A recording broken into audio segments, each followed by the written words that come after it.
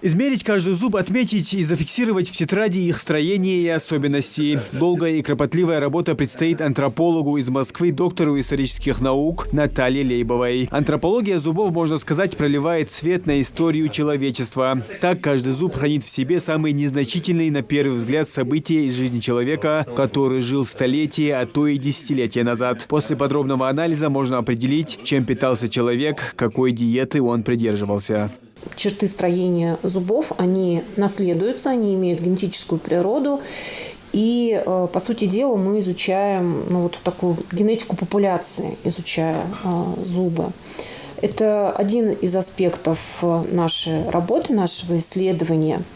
И второй аспект, то, что мы, конечно же, фиксируем и те болезни зубов, которые встречаются, и потом тоже анализируем эти данные. Они позволяют нам делать вывод об общем состоянии здоровья, о типе питания отчасти даже, о каких-то особенностях ухода, я не знаю, за зубами. И что вот можно сказать по наблюдениям, вот уже конкретно по этим черепам из склепа Цори, то, что, конечно, состояние зубной системы было очень хорошее.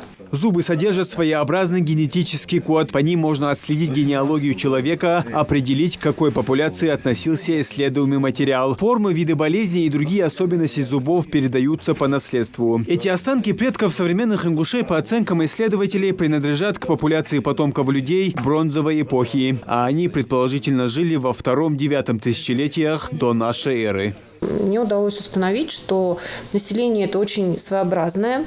Вот тот комплекс, который мы описали по зубам, он не находит аналогии среди соседних современных народов или среди серий средневековых. Вот эти вот горцы, они несут в себе следы, они несут в себе гены очень древнего автохтонного населения, которое проживало здесь еще вот в горах, еще в эпоху бронзы.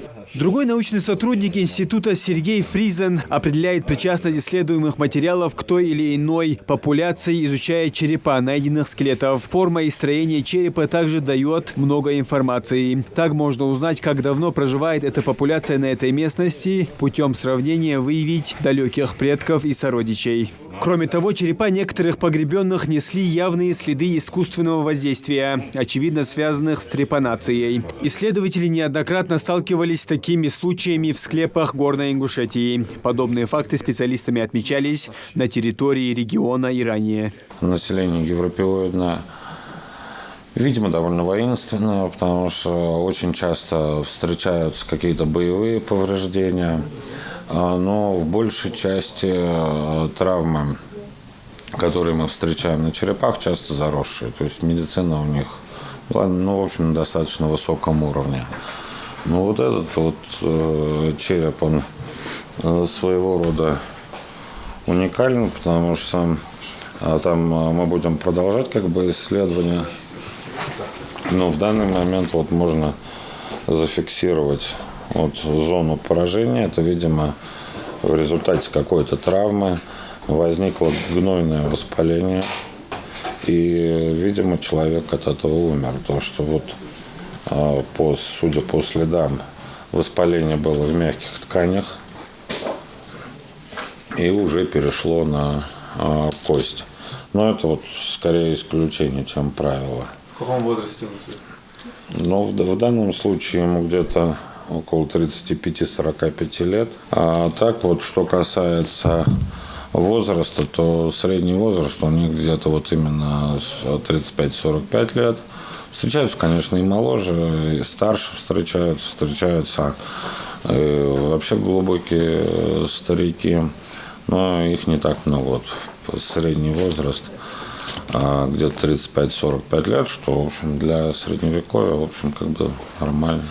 Антропологи из Москвы исследуют останки, которые были найдены в августе этого года при обвале склепа на территории ингушского башенного комплекса Цори из-за подмыва основания стены рекой. При обвале склепа обнаружены останки более 200 человек, а также предметы одежды, головные уборы, как мужские, так и женские, знаменитые ингушские курхарсы, посуда, музыкальные инструменты и почти полный комплект одежды воина. Также обнаружена уникальная серебряная монета внука султана Сулеймана Великолепного, да, что является достаточно таким вот симптоматичным фактом.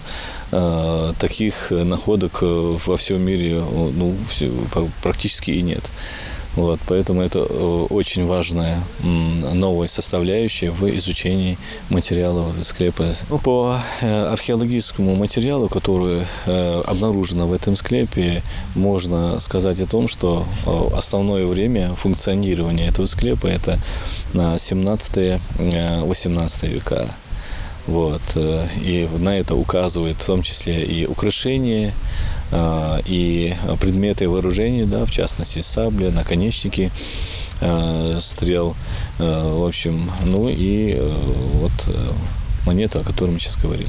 После осмотра 2 черепов археологи нашли ответ на вопрос, который уже давно волновал ученых. Где ингушские женщины носили украшения в виде круглых колец из драгоценных металлов? Вариантов было несколько. В данном случае нам улыбнулась удача. Мы на месте инситу фиксируем расположение сёрик вот здесь, около височных свиных отростков костей. Да, вот здесь, в данном случае вот здесь.